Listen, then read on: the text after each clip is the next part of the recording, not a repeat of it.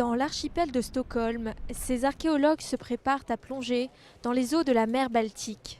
Leur objectif, un navire marchand vieux de 500 ans, immergé à 30 mètres de profondeur.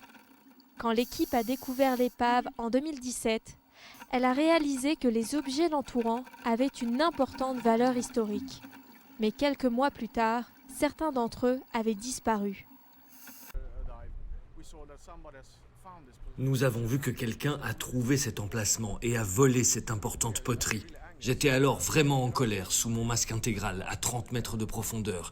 J'étais énervé et vraiment en colère. C'est tellement injustifié. Des milliers d'épaves parsèment les fonds marins de la côte est suédoise.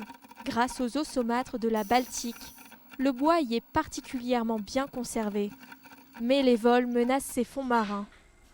Pour Jim Hanson, des objets comme cette marmite volée sur un navire marchand du XVIe siècle ont plus de valeur lorsqu'ils sont laissés tels quels dans l'épave.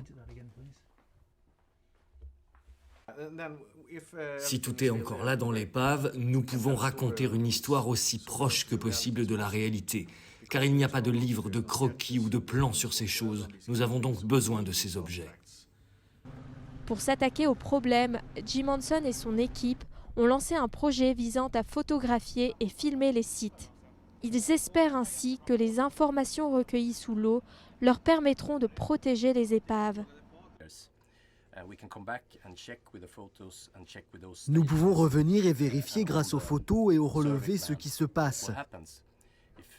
Si des gens sont venus ici pour piller ou si des causes naturelles ont fait se désagréger l'épave. Les gardes-côtes, la marine et la police ont répondu présents pour surveiller les bateaux de plongée non autorisés. Ici, les plongeurs ont été formés par l'équipe d'archéologues pour garder un œil sur les bateaux enfouis. Ils ont appris à se déplacer dans les épaves sans causer de dommages et noter les détails clés.